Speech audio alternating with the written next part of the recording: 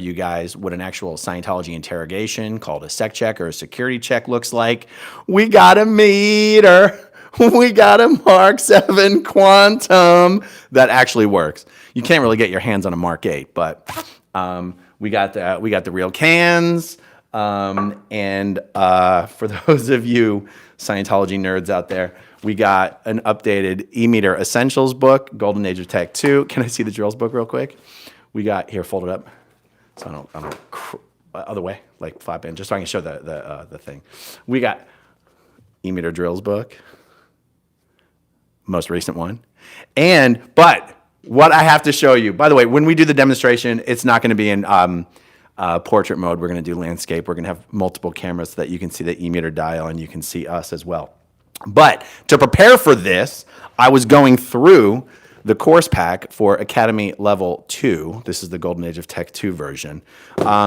This is where you learn to do all the sec checking specifically. And by the way, in case you guys did not know the importance, I want to read to you the quote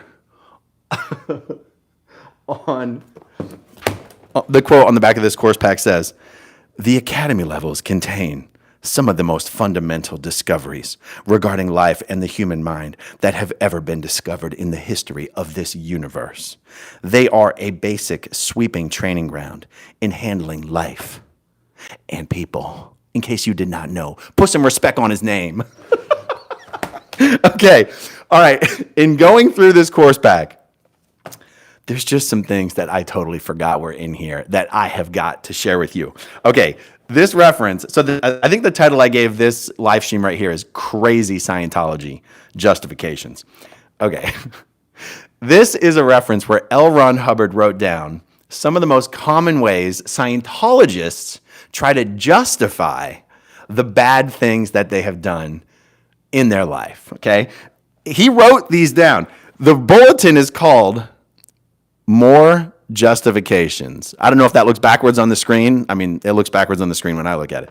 Okay, these are from L. Ron Hubbard himself. These are the ways good rank and file Scientologists have been most commonly known to justify in an auditing session the things they are confessing to. I've just got to read them to you because they're hilarious.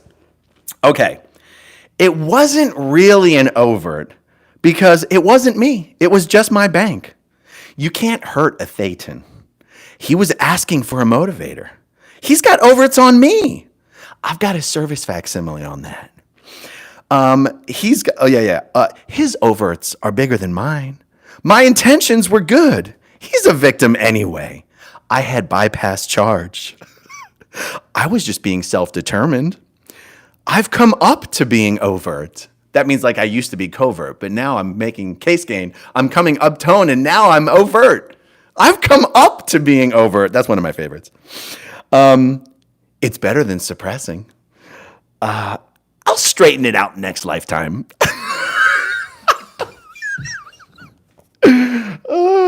He must have done something to deserve it. He was dragging it in, which, by the way, I'm not used to hearing it worded that way. That would be like he was pulling it in. Yeah. He was pulling it in. But L. Ron Hubbard says he was dragging it in. I was in an ARC break. He needed a lesson. He'll have another lifetime anyway. Okay, that one's crazy because it sounds like you have just admitted to killing somebody. Okay? He'll have another lifetime anyway.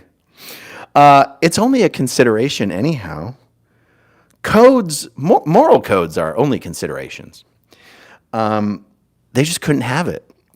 They weren't willing to experience it. I don't see why I have to be the only one taking responsibility. It's about time I was overt. This is my favorite. Cover your ears for those of you more sensitive than others.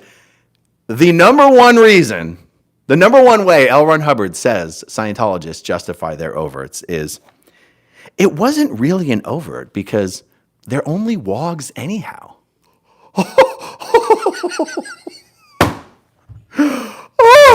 I couldn't believe it when I saw that one.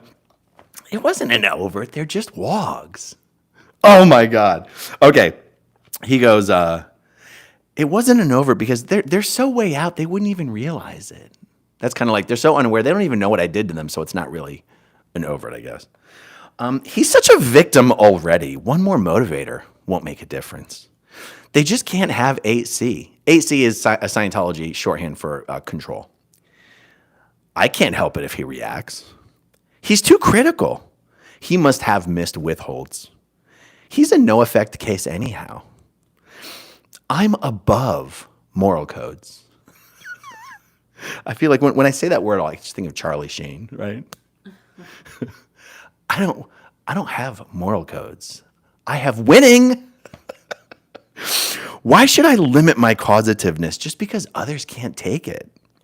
It was my duty to tell the truth. You wouldn't want me to withhold my pearls. He must have postulated it first. He never would have cognited if I hadn't told him. Okay, so at first I thought that was an auditor justifying feeding a PC of cognition. But I think this is like you telling someone, like if you told someone that nobody likes you. Right. Like, well, he never would have ever realized nobody liked him if I didn't tell him. That makes sense. Yeah. I'll just run it out later. He'll be getting more auditing. Okay, so those were hilarious justifications. Now, the other thing that's in this course pack that somebody had told me, I don't remember who, somebody had told me that this particular security check was no longer done on everyone in Scientology. And this is the famous Johannesburg security check called the Joburg Sec Check. Okay. This is the most current version of Academy Level 2. And as you can see, right there is the Johannesburg security check. And for some reason at the top, it says this is the only valid security check, which sometimes there's just weird shit in here that you don't know why it still says it in there. Guys, this is the most comprehensive and thorough interrogation form that exists in Scientology. It is done on every Scientologist at grade 2. Now, I'm not going to read every question because there are, in fact, 143 questions. But there's some on here that are wild. And you have to realize these are not being asked because they're disqualifying. I don't know, would you agree? These are being asked on grade 2 because in some way, shape, or form, it is supposed to be therapeutic to have someone come clean about all of their answers to these questions. Not just in this lifetime, but for previous lifetimes as well. But realize, to reiterate, they're not being asked because depending on what comes up, they're going to kick you out. You can't actually be kicked out based on what you say in response to these questions. Again, some of these questions, if you're sensitive, you might want to put on the earmuffs. Okay. Have you ever practiced cannibalism? I'm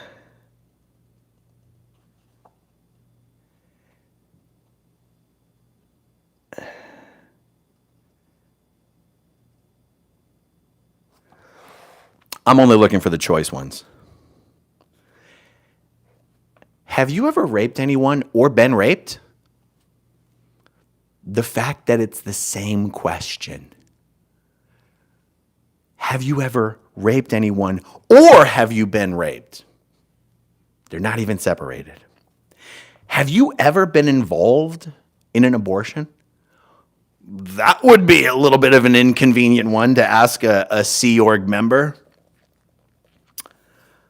Have you ever practiced homosexuality? Dum dum dum. Now, why would that be on an interrogation form if Scientologists think there's nothing wrong with it? Have you ever practiced or assisted with intercourse between women? Why is that a separate question from the one about homosexuality? It's the same. Oh, wait. Practiced or... Yeah. Why is it a separate question? Okay. Have you ever had intercourse with a member of your own family? Inquiring minds want to know. We're just wondering, what's wrong with asking questions, guys? We're just asking questions. Have you ever practiced sex with animals?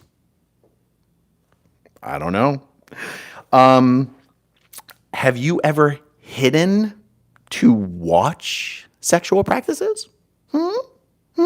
By the way, a young child, 11, 12, 13, 14 years old, whether giving or receiving, like a young child trained as a professional Scientology auditor, would be doing this confessional form on adult Scientologists. Conversely, a Scientology child going up Scientology's bridge, doing grade 2, would be being asked these interrogation questions on the e-meter. And even if they had no answers to the question in this lifetime, if that question reads on the meter, you've got to come up with answers. Now imagine how, honestly, I mean, it's grooming and it's abuse to have a child now having to come up with fictional, like fantastical pretend memories of times they have done anything in past lives along the lines of these sexually perverted questions. I mean, this will always be one of the most fundamental things wrong with Scientology. I mean, there's many answers to, many things you could come up with as far as what's really wrong with Scientology. The fact that children are exposed to this stuff, in my mind, is always going to be one of the worst answers to that question of what's wrong with Scientology. Have you ever practiced sodomy?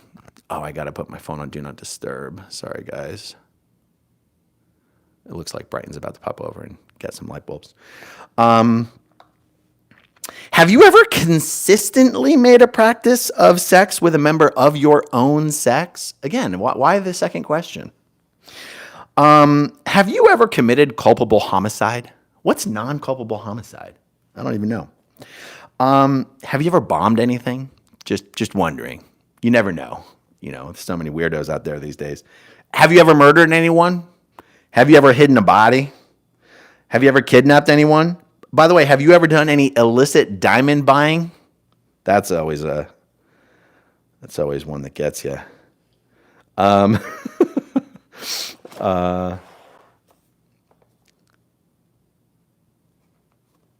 Have you ever sexually coerced a servant? Why such a specific question? Why not just anyone? Why does it have to be a servant? Feels like a little bit of projection there on L. Ron Hubbard's part.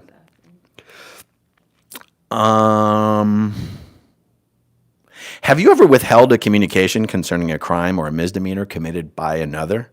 So guys, realize these are questions where Scientologists are potentially admitting to crimes in this lifetime for which they could be prosecuted. And Scientology is soliciting such information. Said information gets documented in your auditing files, in written notes, and these days, honestly, all auditing sessions are recorded to a hard drive, at least in the ideal organizations they are. Okay, there's some other good ones here we haven't gotten to yet.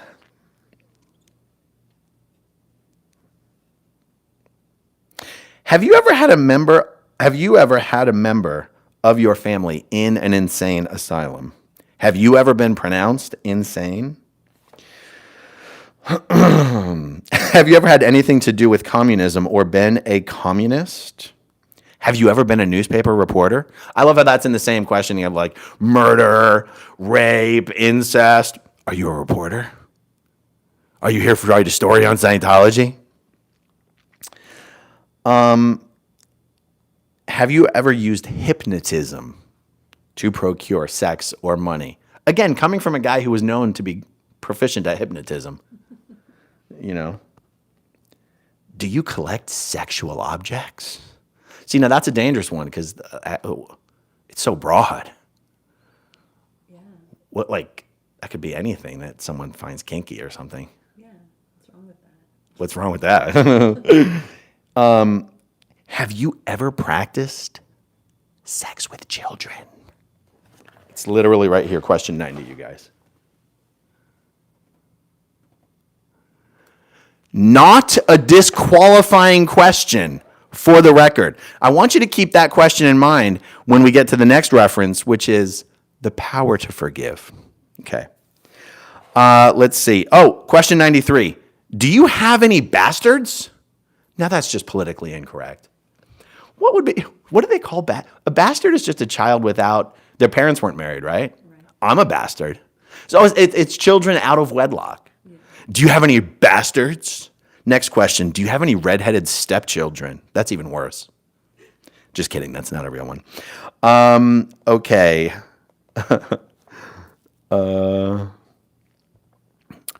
This is a real question, guys. I'm not making this up. It's question 98. Have you ever had anything to do with a baby farm? What? What is a baby farm? I don't even know. I got to look that up. Have you ever killed or crippled animals for pleasure? Have you ever crippled a person? Are you afraid of the police? Well, yeah, after answering all these questions, I'm terrified of the police. Are you kidding me? Have you ever committed a felony? Have you ever committed a capital offense? We just want to know. We're not going to kick you out or anything. We just want to know. Spill your guts. We're going to document it here in the files. And then when we get to the end, we're going to forgive you on behalf of all Scientologists everywhere. But just tell us. Just tell us. Let's see. I think all the rest of these are just things you've done bad to Scientology. Yeah. Have you had any unkind thoughts while I've been doing this security check? Okay, good. Those are all the questions we're going to go over today. And then the last one I'm going to show you is page 131 in this Academy Level 2 course pack. And just so you don't have to take my word for it. Proclamation, power to forgive. Okay? It says, oh, that's the addition. All right. Proclamation, power to forgive. It says, at the end of a confessional, when it has been fully completed, the Scientology auditor who has administered the confessional must inform the person that he is forgiven for the sins that he has just confessed to, and he is cleansed of these sins and free of them. The statement that is used is, quote, by the power invested in me, any overts and withholds you have fully and truthfully told me are forgiven by Scientologists. A special certificate is to be issued to each Scientology minister who has been trained and certified on the Level 2 course or the confessional course to administer confessional procedure and who is in good standing with Scientology with his certificates in force, investing him with the power to forgive the sins confessed to him by an individual in a confessional session. Any auditor who is trained to deliver the ethics repair list has priority in the issuance of such certificates. If you ever needed any evidence that Scientology will never report to the authorities crimes against children confessed to by its members in an auditing session, this is that evidence. All right, good. This is just a special little standalone live stream that I wanted to do on this subject before we finish setting up for our e-meter demonstration later today. And that's it, guys. Thank you for joining me. Stay tuned. Much more to come. And if I can figure out how to end this, I will talk to you.